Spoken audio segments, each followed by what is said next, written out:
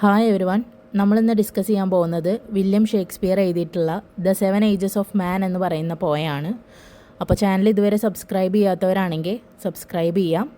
അപ്പോൾ നമുക്ക് സ്റ്റാർട്ട് ചെയ്യാം. ഫസ്റ്റ് ഓഥറിനെ പറ്റിയിട്ട് നോക്കാം. വില്യം ഷേക്സ്പിയർ അദ്ദേഹം ഇംഗ്ലീഷ് പോയറ്റായിരുന്നു, പ്ലെയറായിട്ടായിരുന്നു, ആക്ടറായിരുന്നു. പിന്നെ കൂടുതലായിട്ടും അറിയപ്പെട്ടിരുന്നത് ബാർഡ് ഓഫ് ആവൺ എന്നുള്ള പേരിലാണ്. പിന്നെ അദ്ദേഹം ഇംഗ്ലണ്ടിൻ്റെ നാഷണൽ പോയറ്റായിരുന്നു. 37 പ്ലേസ് എഴുതിയിട്ടുണ്ട്. അതുപോലെ 154 സോണറ്റ് എഴുതിയിട്ടുണ്ട്. പിന്നെ ഒരുപാട് പോയംസും അദ്ദേഹം എഴുതിയിട്ടുണ്ട്. അദ്ദേഹത്തിൻ്റെ പ്ലേസിൽ കൂടുതലും ട്രാജഡീസ്, കോമഡീസ്, ഹിസ്റ്ററീസ് അങ്ങനെ എല്ലാ ജേണറിലും ഉള്ള പ്ലേസ് അദ്ദേഹം എഴുതിയിട്ടുണ്ട്. കൂടുതലായിട്ട് അദ്ദേഹത്തിൻ്റെ ഫേമസ് ആയിട്ടുള്ള വർക്ക് എന്ന് പറയുന്നത് ഹാംലെറ്റ്, ഒതെല്ലോ, കിങ് ലെയർ, മാക്ബത്ത് ഇതൊക്കെയാണ്. അപ്പോൾ ഇത്രയാണ് ഓഥറിനെ പറ്റിയിട്ടുള്ളത്. ഇനി പോയത്തിനെ കുറിച്ച് പറയുകയാണെങ്കിൽ ഇത് ഷേക്സ്പിയറിൻ്റെ വളരെ ഫേമസ് ആയിട്ടുള്ള ആസ് യു ലൈക്ക് ഇറ്റ് എന്ന് പറയുന്ന പ്ലേയിൽ നിന്ന് എടുത്തിട്ടുള്ളതാണ്. ഇത് എഴുതിയിരിക്കുന്നത് ബ്ലാങ്ക് വേഴ്സിലാണ് ഈ പോയം എഴുതിയിട്ടുള്ളത്. പിന്നെ ഈ പോയത്തിൽ മെയിനായിട്ട് പോയിട്ട് പറയുന്നത് എന്താ വെച്ച് കഴിഞ്ഞാൽ നമ്മുടെ ഹ്യൂമൻ ലൈഫിനെ ഒരു സ്റ്റേജ് പ്ലേ ആയിട്ട്, അതായത് ഒരു നാടകമായിട്ടാണ് കമ്പയർ ചെയ്യുന്നത്. ഈ വേൾഡ് എന്ന് പറയുന്നത് ഒരു സ്റ്റേജാണെന്നും അതിൽ ജീവിക്കുന്ന നമ്മൾ ഓരോരുത്തരും അതിലെ ആക്ടേഴ്സാണെന്നും നമുക്ക് ഓരോരുത്തർക്കും ഓരോ സമയത്തും പല പല വ്യത്യസ്തമായിട്ടുള്ള റോളുകളാണ് ചെയ്യാനുള്ളതെന്നാണ് പോയിട്ട് പറയണത്. നമ്മുടെ ഹ്യൂമൻ ലൈഫിൽ വരുന്ന ഓരോ ഘട്ടങ്ങളെയും പോയിട്ട് ഇതിൽ എടുത്ത് കാണിക്കുന്നുണ്ട്. പോയിട്ട് 7 സ്റ്റേജായിട്ടാണ് നമ്മുടെ ലൈഫിനെ ഇതിൽ ഡിവൈഡ് ചെയ്തിരിക്കുന്നത്. ബർത്ത് മുതൽ ഓൾഡ് ഏജ് വരെയുള്ള ഫുള്ളായിട്ടുള്ള ഇവൻറ്റ്സിനെ നമ്മൾ 7 സ്റ്റേജായിട്ടാണ് ഈ ഒരു പോയിട്ട് തിരിച്ചിരിക്കുന്നത്. അപ്പോൾ ഈ പോയം വായിക്കുമ്പോൾ നമ്മുടെ ലൈഫ് ജേണി കൂടുതൽ ഡീറ്റെയിൽ ആയിട്ട് നല്ല ക്രിയേറ്റീവായിട്ട് മനസ്സിലാക്കാനായിട്ട് നമുക്ക് കഴിയും. അപ്പോൾ നമുക്ക് പോയം നോക്കാം. The 7 Ages of man. All the world's a stage, and all the men and women merely players. They have their exits and their entrances, and one man in his time plays many parts, his acts being 7 ages. അപ്പോൾ പോയിട്ട് പറയുന്നത് എന്താണെന്ന് വെച്ച് കഴിഞ്ഞാൽ ഈ world ഒരു സ്റ്റേജാണ്. ഈ സ്റ്റേജിലെ ആക്ടേഴ്സാണ് ഇവിടെ ജീവിക്കുന്ന ഓരോ ആളുകളും. നമുക്ക് നമ്മുടേതായിട്ടുള്ള എക്സിറ്റും ഉണ്ട്, അതേപോലെ എൻട്രൻസും ഉണ്ട്. ഇവിടെ എക്സിറ്റും എൻട്രൻസ് എന്ന് പറയുന്നത് ഡെത്തിനെയും ബർത്തിനെയുമാണ്. ഡെത്ത് പറഞ്ഞു കഴിഞ്ഞാൽ നമ്മളുടെ റോള് ഈ ലോകത്ത് നമ്മുടെ കാര്യങ്ങൾ കഴിഞ്ഞ് കഴിഞ്ഞാൽ നമ്മുടെ റോള് കഴിഞ്ഞാൽ നമ്മൾ ഈ സ്റ്റേജ് വിട്ട് പോകണം, ഈ ലോകം വിട്ട് നമ്മൾ പോകണം. അതാണ് എക്സിറ്റ്, ഡെത്താണ് അവിടെ ഉദ്ദേശിക്കുന്നത്. എൻട്രൻസ് പറയുമ്പോൾ എന്താ, ബർത്താണ്, അത് നമ്മൾ ഈ ലോകത്തേക്ക് വരുന്നത്, ഈ സ്റ്റേജിലേക്ക് നമ്മൾ കയറുന്നത്. അതുമാത്രമല്ല ഒരാൾക്ക് അയാളുടെ ലൈഫിൽ ഒരുപാട് ഭാഗങ്ങൾ പ്ലേ ചെയ്യാനായിട്ടുണ്ട്. അതായത് ഇപ്പോൾ സ്റ്റേജിലൊരു ആക്ടർ എന്ന് പറയുമ്പോൾ അയാൾക്ക് അഭിനയിക്കാനായിട്ട് ഒരുപാട് ഭാഗങ്ങളുണ്ടായിരിക്കും. അതുപോലെ നമുക്ക് ഓരോരുത്തർക്കും നമ്മുടെ ലൈഫിൽ പ്ലേ ചെയ്യാനായിട്ട് കുറേ കാര്യങ്ങളുണ്ടെന്ന് പറയണേ. അതിനെ പോയിട്ട് 7 സ്റ്റേജസ് ആയിട്ട് തിരിച്ചിരിക്കുകയാണ്. നമ്മുടെ ഹ്യൂമൻ ലൈഫിനെ 7 സ്റ്റേജാക്കി തിരിച്ചിരിക്കുകയാണ്. ആ സ്റ്റേജുകളാണ് ഇനിയുള്ള ലൈൻസിൽ പറയണത്. At first the infant mewling and puking in the nurse's arms, and then the whining schoolboy with his satchel and shining morning face creeping like a snail unwillingly to school. അപ്പോൾ നമ്മുടെ എല്ലാവരുടെ ലൈഫിലെ ആദ്യത്തെ stage എന്ന് പറയുന്നത് ഇൻഫൻസിയാണ്. അതായത് ചെറിയ കുട്ടിയായിരിക്കുമ്പോൾ new born baby സ്റ്റേജാണ് നമ്മളുടെ ഫസ്റ്റ് സ്റ്റേജ് എന്ന് പറയുന്നത്. ഈ ഒരു സ്റ്റേജിൽ നമുക്ക് എന്ത് ചെയ്യണമെങ്കിലും നമുക്ക് മറ്റുള്ളവരെ ഡിപ്പെൻഡ് ചെയ്യേണ്ടതായിട്ടുണ്ട്. നമ്മൾക്ക് ഒറ്റയ്ക്കൊന്നും നടക്കാനോ ഇരിക്കാനോ ഒന്നിനും പറ്റില്ല. അപ്പോൾ നമ്മുടെ എല്ലാ കാര്യങ്ങളും ചെയ്തു തരുന്നത് നമ്മുടെ അച്ഛൻ, അമ്മ, അങ്ങനെ ബാക്കിയുള്ളവരൊക്കെയാണ്. ഇവിടെ മ്യൂളിങ് എന്ന് പറഞ്ഞു കഴിഞ്ഞാൽ നമ്മളിങ്ങനെ ഭയങ്കരമായിട്ട് ഉറക്കെ കരയുന്നതിനെയാണ് മ്യൂളിങ് എന്ന് പറയുക. ഇത് കുട്ടികൾ കരയുന്ന ആ ഒരു ഇതിനെ. അതുപോലെ പ്യൂക്കിംഗ് എന്ന് പറഞ്ഞു കഴിഞ്ഞാൽ നമ്മൾ നേഴ്സിൻ്റെ കയ്യിലൊക്കെ ഛർദ്ദിക്കുക, അങ്ങനെയൊക്കെ. ഇത് നമുക്ക് എന്ത് ചെയ്യണമെങ്കിലും ബാക്കിയുള്ളവരെ ഡിപ്പെൻഡ് ചെയ്യണം എന്നുള്ളതാണ് അവിടെ കാണിക്കണേ. അപ്പോൾ ചെറിയ കുട്ടികളായിരിക്കുമ്പോൾ നമ്മൾ എങ്ങനെയാണെന്നുള്ളതാണ് ഈ ഒരു ഇതിൽ പറയണേ. ഇനി അടുത്തൊരു സ്റ്റേജ് എന്ന് പറയുന്നത് ചൈൽഡ്ഹുഡാണ്. അതായത് സ്കൂൾ ബോയ് എന്ന് പറയുന്നത് നമ്മളെപ്പോഴും സ്കൂളിലേക്ക് പോവുക, നമ്മളൊരു കുട്ടിയായിട്ട് ഇരിക്കുന്ന സമയത്താണ് നമ്മൾ പോവുക. അതായത് ഇൻഫൻസിയിൽ നിന്ന് കുറച്ചും കൂടി വലുതായി നമ്മൾ ചൈൽഡ്ഹുഡിലേക്ക് എത്തി. അപ്പോൾ നമ്മൾ സ്കൂളിൽ പോകുമ്പോൾ എങ്ങനെയായിരിക്കും, നമ്മളിങ്ങനെ വൈൻ ചെയ്തിട്ടാണ് പോവുക സ്കൂളിലേക്ക്. വൈനിങ് എന്ന് പറഞ്ഞു കഴിഞ്ഞാൽ ഭയങ്കര കംപ്ലൈനിങ് ആയിട്ട് നമുക്ക് കുറേ പരാതികളും കാര്യങ്ങളൊക്കെ ഉണ്ടാവും. നമുക്ക് സ്കൂളിൽ പോകാനൊക്കെ ഭയങ്കര മടിയായിരിക്കും. അപ്പോൾ നമ്മളിങ്ങനെ ഇഴഞ്ഞിട്ട് ഒരു ഒച്ച എങ്ങനെയാണോ പോകുന്നത്, ക്രീപ്പ് ചെയ്യുന്നത്, അതേപോലെ ഇഴഞ്ഞിട്ടാണ് നമ്മൾ നമ്മുടെ ആ ഒരു സ്കൂൾ ബാഗൊക്കെ ഇട്ട്, സാച്ചൽ എന്ന് പറയുന്നത് സ്കൂൾ ബാഗിനാണ്. അപ്പോൾ അതൊക്കെ ഇട്ടിട്ട് നമ്മൾ ഇങ്ങനെ അൺവില്ലിങ്ലി, അതായത് നമുക്ക് പോകാൻ ഇഷ്ടമില്ല, അതൊരു മടിയോട് കൂടിയിട്ടാണ് നമ്മൾ ആ ഒരു ഏജിൽ സ്കൂളിലോട്ട് പോകുന്നത്. അപ്പോൾ ഇതാണ് നമ്മുടെ ലൈഫിലെ രണ്ടാമത്തെ സ്റ്റേജ് എന്ന് പറയുന്നത്. And then the lover sighing like furnace with a woeful ballad made to his mistress eyebrow. അപ്പോൾ അടുത്ത സ്റ്റേജ് വരുന്നത് ഏതാണെന്ന് വെച്ച് കഴിഞ്ഞാൽ നമ്മുടെ യൂത്താണ്. ലവർ എന്ന് പറയുന്നത് നമ്മുടെ യൂത്തിനെയാണ് അവിടെ ഉദ്ദേശിക്കുന്നത്. ആ ഒരു സ്റ്റേജിൽ നമ്മൾ ഭയങ്കര ആക്റ്റീവായിരിക്കും, നമുക്ക് ഭയങ്കര ഫീലിങ്സ്, ഇമോഷൻസ്, അങ്ങനത്തെ കുറേ ഡിസയേഴ്സ് കാര്യങ്ങളൊക്കെ നമുക്ക് ഉണ്ടാവുന്ന ഒരു ടൈമാണ് ഈ ഒരു യൂത്ത് എന്ന് പറയുന്നത്. അപ്പോൾ നമ്മളിങ്ങനെ ഭയങ്കര ആക്റ്റീവായിരിക്കും. നമ്മളിങ്ങനെ പറയില്ലേ, ചോരത്തിളപ്പിൻ്റെ പ്രായമാണ് ഈ ഒരു യുവത്വം എന്ന് പറയണത്. അപ്പോൾ ആ ഒരു ഇതാണ് ഫർണേസ് എന്നുള്ളത് കൊണ്ട് അവിടെ ഉദ്ദേശിക്കുന്നത്. ഒരു നോയ്സി ബോയിലറിനെയാണ് നമ്മൾ ഫർണേസിൻ്റെ മീനിങ് ആയിട്ട് വരുന്നത്. പിന്നെ നേരത്തെ പറഞ്ഞ പോലെ തന്നെ ഈ ഒരു ഏജിൽ നമുക്ക് ഭയങ്കര ഇമോഷൻസൊക്കെ കൺട്രോൾ ചെയ്യാൻ പറ്റാത്ത ഒരു പീരീഡാണ് ഇതെന്ന് പറയുന്നത്. അപ്പോൾ അഫെയേഴ്സ് കാര്യങ്ങളൊക്കെ ഉണ്ടാവുന്ന ഒരു ടൈമാണ്. അപ്പോൾ പോയിട്ട് പറയാണ് ഈ ഒരു ലവർ, അതായത് ഈ ലവർ സ്റ്റേജിൽ നമ്മുടെ മിസ്ട്രസ് എന്ന് പറഞ്ഞു കഴിഞ്ഞാൽ നമ്മുടെ പ്രിയതമ അല്ലെങ്കിൽ നമ്മുടെ കാമുകി, അവർക്ക് വേണ്ടിയിട്ട് ആ ഒരു വോഫുൾ ബാലഡ്, വോഫുൾ എന്ന് പറഞ്ഞു കഴിഞ്ഞാൽ സാഡ് എന്നാണ് മീനിങ് വരുന്നത്. ബാലഡ് എന്ന് പറഞ്ഞാൽ പോയം, അതായത് കുറച്ച് സാഡായിട്ടുള്ള പോയംസൊക്കെ അവർക്ക് വേണ്ടിയിട്ട് നമ്മൾ എഴുതൊക്കെ ചെയ്യുന്ന പറയണത്. അത് നഷ്ടപ്രണയങ്ങൾ അതൊക്കെ ഉണ്ടാവുന്നത് ഈ ഒരു ടൈം ബീയിങ്ങിലാണ്. Then a soldier full of strange oaths and bearded like pard, jealous in honor, sudden and quick in quarrel, seeking the bubble reputation even in the cannon's mouth.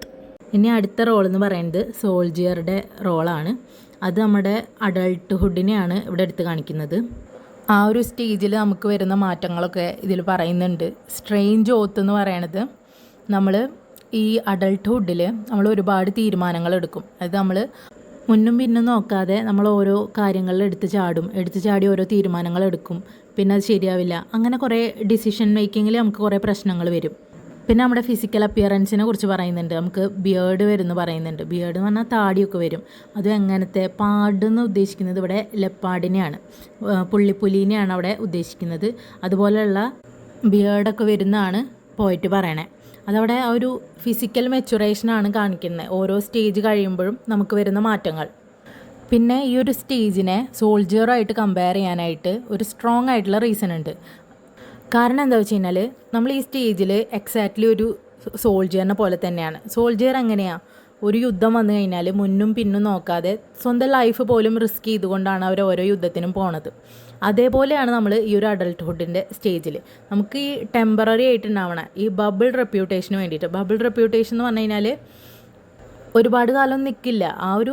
ആ ഒരു ടൈമിലെ സന്തോഷം, ആ ഒരു ടൈമിലെ പ്രശസ്തി, അതിന് വേണ്ടിയിട്ട് നമ്മൾ എന്ത് റിസ്ക്കും എടുക്കും. നമ്മൾ മരിക്കാൻ പോലും നമുക്കൊരു മടി ഉണ്ടാവില്ല.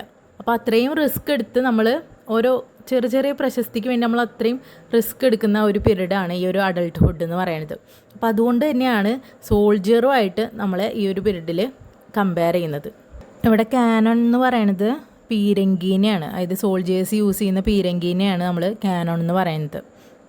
അതിവിടെ മീൻ ചെയ്യുന്നത് എന്താണെന്ന് വെച്ച് കഴിഞ്ഞാൽ നമുക്ക് ആ ഒരു റെപ്യൂട്ടേഷന് വേണ്ടിയിട്ട് നമ്മൾ ഈ കാനോണിൻ്റെ മുന്നിലേക്ക് വരെ എടുത്ത് ചാടാൻ നമ്മൾ തയ്യാറായിരിക്കുന്നു. പിന്നെ അത് മാത്രമല്ല, ഈ ഒരു സ്റ്റേജിൽ നമുക്ക് മറ്റുള്ളവർക്ക് ആദരവ് കിട്ടുന്നത്, അവരെ ഹോണർ ചെയ്യുന്നതൊക്കെ നമുക്ക് ഭയങ്കരമായിട്ട് ജലസിയൊക്കെ നമ്മളിൽ ഉണ്ടാക്കുമെന്ന് പറയണേ. നമുക്ക് അസൂയ അങ്ങനെയുള്ള കാര്യങ്ങളൊക്കെ നമ്മളിൽ ഉണ്ടാവും ഈ ഒരു സ്റ്റേജിൽ. നമ്മുടെ കൂടെ ഉള്ളവർക്ക് എന്തെങ്കിലുമൊക്കെ കിട്ടുമ്പോൾ നമുക്കൊരു ചെറിയൊരു ജലസൊക്കെ ഫീൽ ചെയ്യും. പിന്നെ നമ്മൾ പറഞ്ഞ പോലെ തന്നെ നമ്മൾ മുന്നും പിന്നും നോക്കാതെ ഓരോന്നിലൊക്കെ എടുത്ത് ചാടും, തല്ലൂട്ടത്തിനൊക്കെ നിൽക്കും. നമ്മുടെ മുന്നിൽ ആ ഒരു നിമിഷത്തെ വിജയം അത് മാത്രമാണ് നമ്മുടെ മുന്നിൽ ഉണ്ടാവുള്ളൂ. അപ്പോൾ അതാണ് ഇവിടെ സോൾജിയേഴ്സുമായിട്ട് ഈ ഒരു സ്റ്റേജിനെ കമ്പയർ ചെയ്തിരിക്കുന്നത്. And then the justice, in fair round belly, with good cap lined, with eyes severe and beard of formal cut, full of wise saws and modern instances, and so he plays his part. അപ്പോൾ നമ്മുടെ അടുത്ത role എന്ന് പറയുന്നത് ഒരു ജഡ്ജിൻ്റെ റോളാണ്.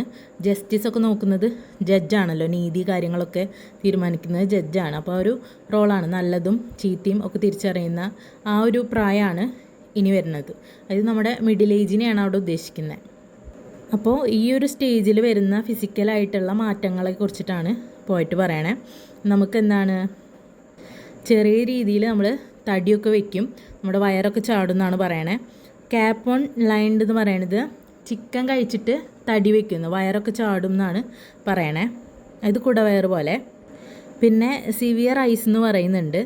അതോടെ main ചെയ്യുന്നത് എന്താണെന്ന് വെച്ച് കഴിഞ്ഞാൽ നമ്മുടെ കണ്ണിൽ തന്നെ നമുക്ക് ആ ഒരു സീരിയസ്നെസ് കാണാം, ആ ഒരു മെച്യൂരിറ്റി നമുക്ക് അവിടെ കാണാം എന്നാണ് പറയണത്. അതുപോലെ നമ്മുടെ ബിയേർഡൊക്കെ ഇപ്പോൾ കുറച്ചുകൂടി ഫോമലായിട്ട് കട്ടൊക്കെ ചെയ്ത് അതേപോലെ നല്ല വൃത്തിയിലാണ് ഈ ഒരു ഏജിൽ നമുക്ക് കാണാനായിട്ട് പറ്റുക. അപ്പോൾ ഓരോ സ്റ്റേജ് കഴിയുമ്പോഴുള്ള ആ ഒരു മെച്യൂരിറ്റിയുടെ പ്രോസസ്സാണ് ഇവിടെ ഹൈലൈറ്റ് ചെയ്ത് കാണിക്കുന്നത്. പിന്നെ ഈ ഒരു സ്റ്റേജിൽ ഇവരെ ജഡ്ജായിട്ടാണ് കാണുന്നത്. ജഡ്ജ് എന്ന് പറഞ്ഞാൽ എന്താ, തെറ്റും ശരിയും മനസ്സിലാക്കുക, നമ്മുടെ സമൂഹത്തിനെ നന്നാക്കുന്ന ആൾക്കാരാണ്.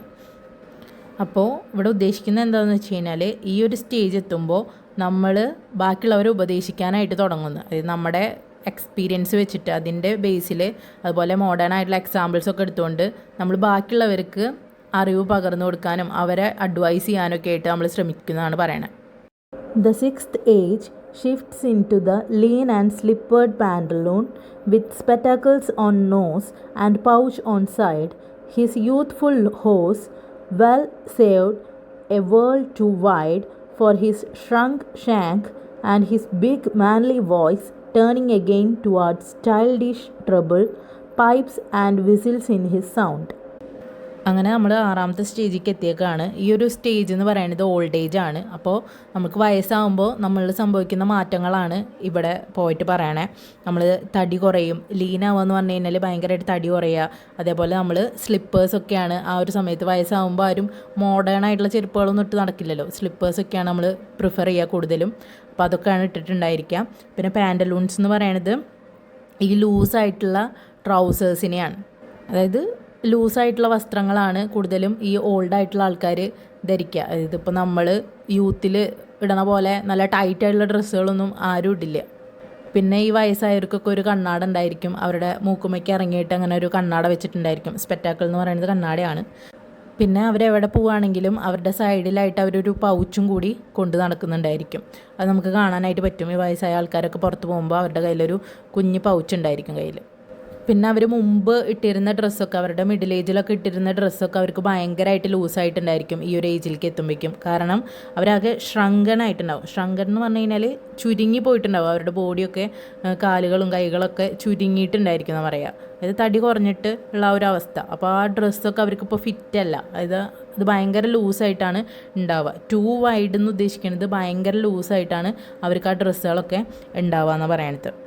ഇവിടെ യൂത്ത്ഫുൾ ഹോസ് എന്ന് പറയുന്നുണ്ട്. യൂത്ത്ഫുൾ ഹോസ് എന്ന് പറഞ്ഞു കഴിഞ്ഞാൽ ഈ നമ്മൾ യൂത്തിലിടുന്ന നല്ല ടൈറ്റായിട്ടുള്ള പാൻറ്റ് അങ്ങനത്തെ കാര്യങ്ങളൊക്കെ ഇല്ലേ, അങ്ങനത്തെ ടൈറ്റായിട്ടുള്ള ഡ്രസ്സിനെയാണ് ഈ ഹോസ് എന്ന് പറയുന്നത്. അപ്പോൾ നമ്മൾ ചെറുപ്പകാലത്ത് ഇട്ടിരുന്ന ആ ഒരു ടൈറ്റായിട്ടുള്ള ഡ്രസ്സുകളൊന്നും ഇപ്പോൾ അവർക്ക് കൊള്ളില്ല. അതൊക്കെ ഇപ്പോൾ ഭയങ്കര വലുതായിട്ടാണ് അവർക്ക് ഫീൽ ചെയ്യുക.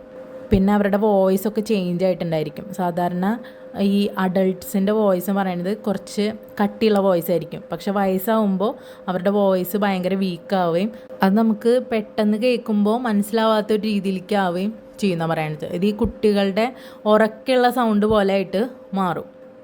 ഈ ചെറിയ കുട്ടികൾ ഉറക്കെ സംസാരിക്കുമ്പോൾ നമുക്കിങ്ങനെ ഫുള്ളായിട്ട് മനസ്സിലാവുന്നില്ലല്ലോ. അങ്ങനെ ഒരു അവസ്ഥയിലേക്ക്, ആ ഒരു ചൈൽഡ്ഹുഡിലേക്ക് അവർ തിരിച്ചു പോകുന്ന ആ ഒരു അവസ്ഥയിലായിട്ട് നമുക്ക് അവരെ കാണാനായിട്ട് പറ്റും ഈ ഒരു സ്റ്റേജിൽ. Last scene of all that ends this strange eventful history is second childishness and mere oblivion. Sans teeth, sans eyes, sans taste, sans everything. അപ്പോൾ നമ്മുടെ ഹ്യൂമൻസിൻ്റെ ഫൈനൽ സ്റ്റേജ് എന്ന് പറയുന്നത് ഒരു സെക്കൻഡ് ചൈൽഡ്ഹുഡ് പോലെയാണ്. ഈ ഒരു ഏജിൽ പിന്നെയും നമ്മളൊരു ചൈൽഡിനെ പോലെയാണ് ബിഹേവ് ചെയ്യുക. അതായത് നമുക്ക് ഒറ്റയ്ക്കൊന്നും ചെയ്യാനായിട്ട് പറ്റില്ല. നമുക്ക് എന്ത് ചെയ്യണമെങ്കിലും വേറെ ആൾക്കാരെ ഡിപ്പെൻഡ് ചെയ്യേണ്ടതായിട്ട് വരികയാണ്. നമ്മുടെ ചൈൽഡ്ഹുഡിൽ എങ്ങനെയായിരുന്നോ, ഇൻഫൻസി സ്റ്റേറ്റിൽ എങ്ങനെയായിരുന്നോ അതേപോലെ ആയിരിക്കും നമ്മൾ ഈ ഒരു സ്റ്റേജിലും. ഇത് നമ്മുടെ ലൈഫിൻ്റെ ഫൈനൽ സ്റ്റേജാണ്. അതായത് നമ്മുടെ ലൈഫിലുണ്ടായ ഇതുവരെ നടന്നിട്ടുള്ള എല്ലാ ഇവൻറ്റ്സിൻ്റെയും എൻഡാണ് ഈ ഒരു സ്റ്റേജ് എന്ന് പറയുന്നത്. എല്ലാം അവസാനിക്കുന്നത് ഈ ഒരു സ്റ്റേജിലാണ്. Mere oblivion, sans teeth, sans eyes, sans taste, sans everything എന്ന് പറയുന്നുണ്ട്.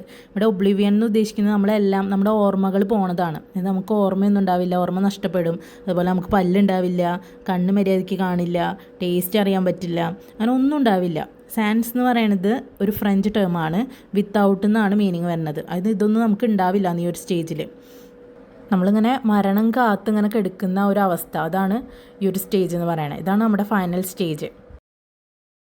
അപ്പോൾ ഇത്രയൊക്കെയാണ് ഈ ഒരു പോയത്തിൽ വരുന്നത്. അപ്പോൾ ഇതിൻ്റെ ഒരു ബ്രീഫായിട്ടുള്ള സമ്മറി ഞാൻ ഇതിൻ്റെ കൂടെ ആഡ് ചെയ്യുന്നുണ്ട്. ആവശ്യമുണ്ടെങ്കിൽ എഴുതിയെടുത്താൽ മതി. പിന്നെ എക്സാമിനൊക്കെ എഴുതാനൊക്കെ ആയിട്ട് തീംസ് കാര്യങ്ങളൊക്കെ ഞാനിതിൽ ആഡ് ചെയ്തിട്ടുണ്ട്. അപ്പോൾ നിങ്ങൾക്ക് വേണമെങ്കിൽ എഴുതിയെടുക്കാം. ഇനി എന്തെങ്കിലും ഡൗട്ടൊക്കെ ഉണ്ടെങ്കിൽ കമൻറ്റ് ബോക്സിൽ ചോദിക്കാം. അപ്പോൾ ഇതുവരെ സബ്സ്ക്രൈബ് ചെയ്യാത്തവരാണെങ്കിൽ സബ്സ്ക്രൈബ് ചെയ്യുക, സപ്പോർട്ട് ചെയ്യുക, ലൈക്ക് ചെയ്യുക, മാക്സിമം ഷെയർ ചെയ്യുക. അപ്പോൾ ഇത്രയേ ഉള്ളൂ. Thank you.